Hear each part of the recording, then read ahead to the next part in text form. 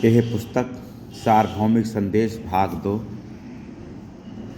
पाठ 16 तिरुपति 10 नवंबर 1990। हम सभी यहाँ पर मानव विकास की उच्चतम संभव सीमाओं तक आध्यात्मिक उन्नति के एकमात्र उद्देश्य का ख्याल जहन में लिए एकत्रित हुए हैं।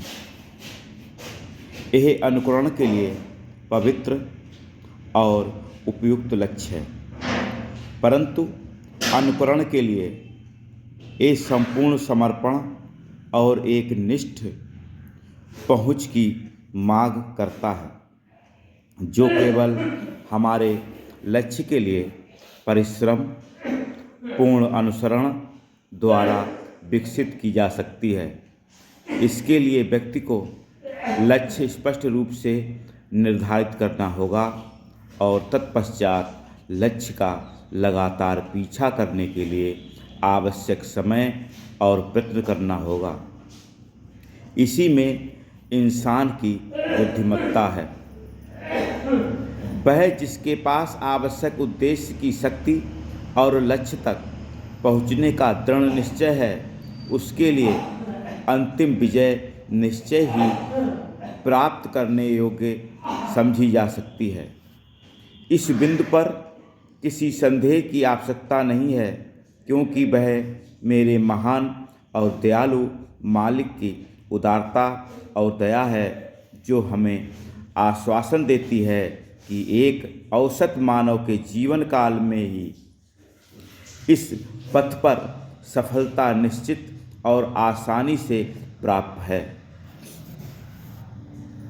ऐसे हालात में दिव्य मानव की दशा के समान महत्वपूर्ण मानव दशा की प्राप्ति के लिए जो व्यक्ति इस सबसे महत्वपूर्ण उद्देश्य के प्रति गंभीर पूर्वक इच्छुक है, उसे राह में रुकना नहीं चाहिए, बल्कि एक निष्ठ शक्ति, भक्ति और उद्देश्य प्राप्ति की दृढ़ता से राह पर चले, जो सच्चे अभ्यासी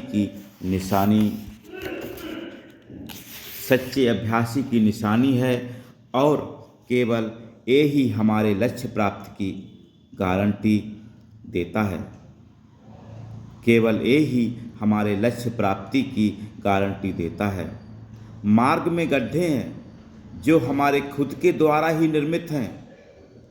यह सोचना भ्रामक है कि कोई बाहरी कारण हमारी राह में बाधाएं उत्पन्न कर रहा है। सभी बाधाएं स्वनिर्मित हैं, इसीलिए हमें स्वयं ही इच्छा शक्ति के प्रयोग द्वारा इन्हें दूर करना होगा। मार्ग से विचलित हो जाना एक सामान्य मानवीय कमजोरी है, जो सिर्फ सांसारिक विचारों जैसे शक्ति, प्रतिष्ठा, नाम और कीर्ति और ऐसे ही कारणों से होती है। व्यक्ति को इन गड्ढों से बचने के लिए सतर्क रहना होगा, विशेषकर उनसे जो मित्रता के जुनून, सनक और इसके फलस्वरूप बनी असंगत निष्ठा से जो असावधान साधक को बांध देती है।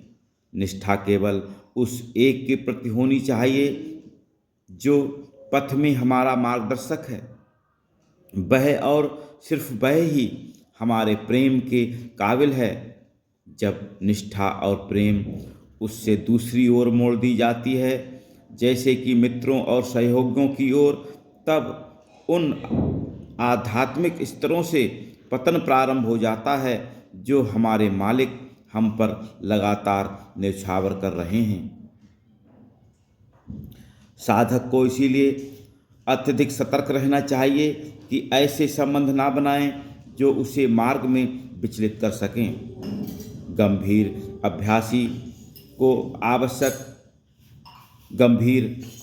को अवश्य याद रखना चाहिए कि वे मालिक ही हमारे एकमात्र मित्र हैं और हम अपनी सभी ज़रूरतों के लिए उनकी तरफ ही देखें, उन पर ही निर्भर रहें। उनकी ओर से तथाकथित मित्रों और सहयोगियों की तरफ हमारे ध्यान का भटकाव हमें इस मार्ग में संभवतः विनाश की ओर ले जाएगा।